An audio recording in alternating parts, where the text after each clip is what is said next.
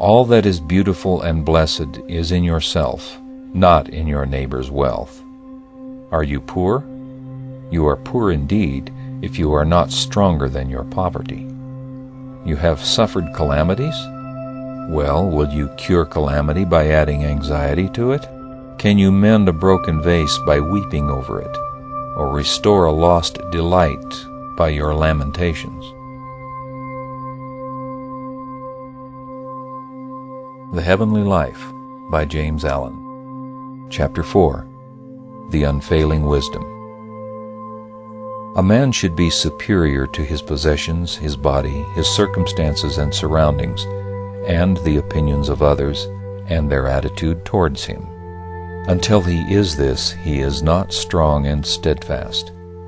He should also rise superior to his own desires and opinions. Until he is this, he is not wise.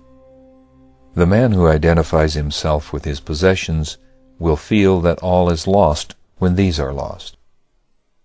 He who regards himself as the outcome and the tool of circumstances will weakly fluctuate with every change in his outward condition. And great will be his unrest and pain who seeks to stand upon the approbation of others.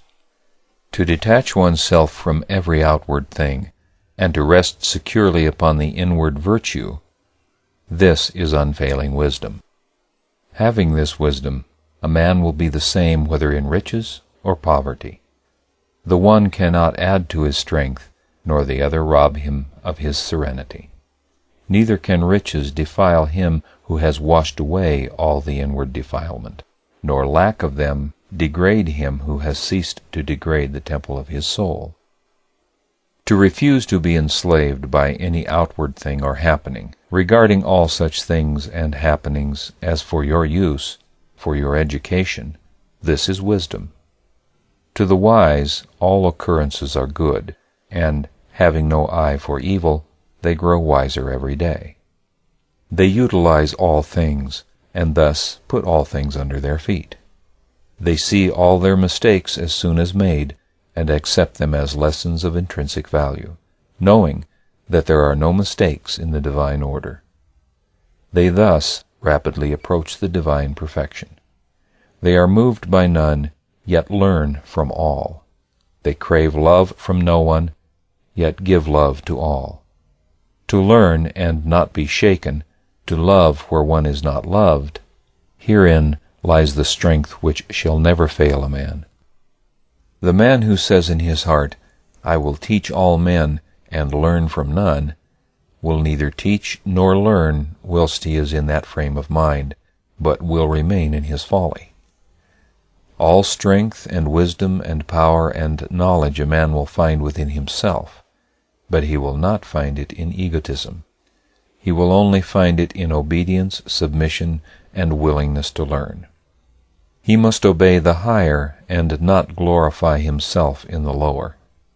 He who stands upon egotism, rejecting reproof, instruction, and the lessons of experience, will surely fall.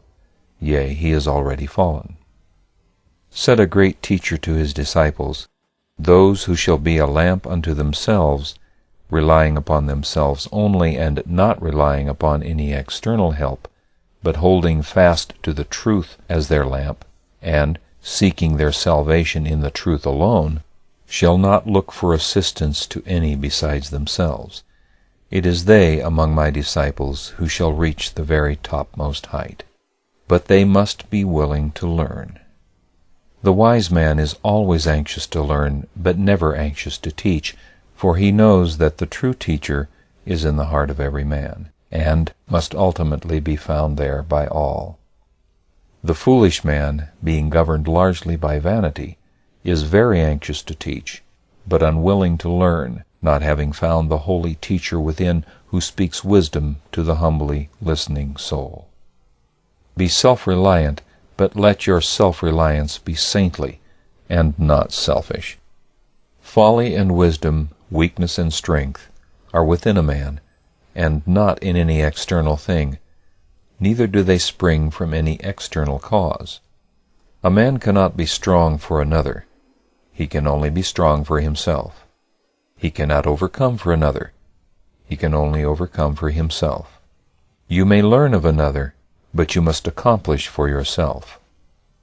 Put away all external props and rely upon the truth within you. A creed will not bear a man up in the hour of temptation.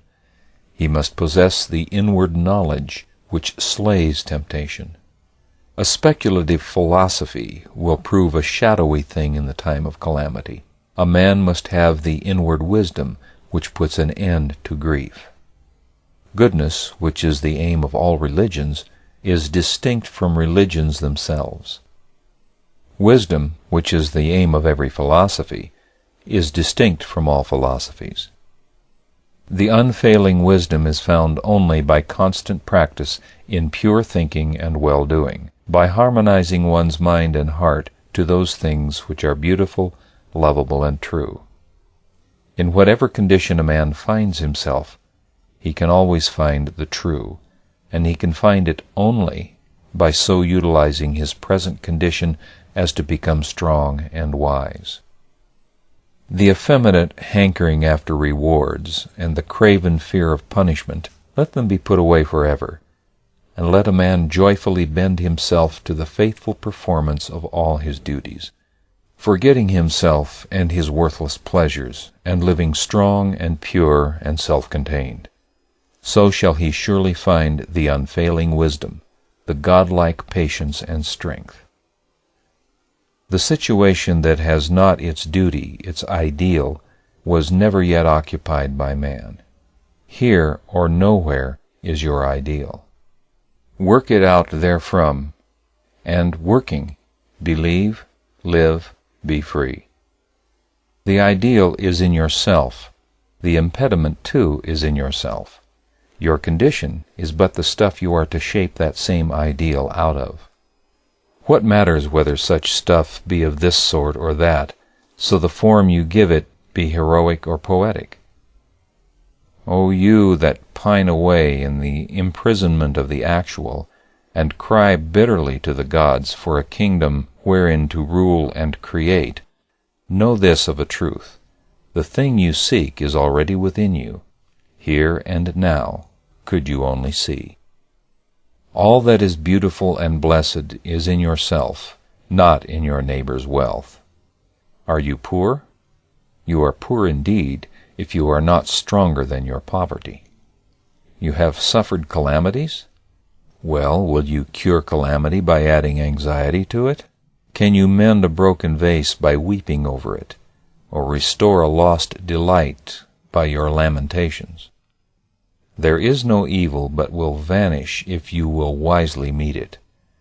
The godlike soul does not grieve over that which has been, is, or will be, but perpetually finds the divine good and gains wisdom by every occurrence.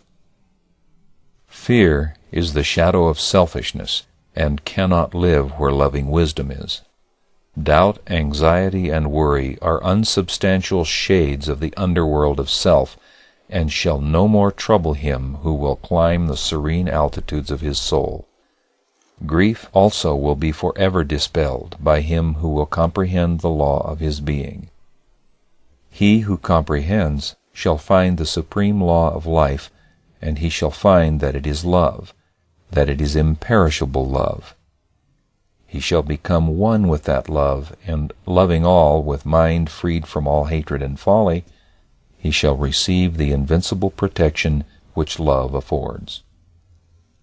Claiming nothing, he shall suffer no loss, seek no pleasure, he shall find no grief, and employing all his powers as instruments of service, he shall evermore live in the highest state of blessedness and bliss.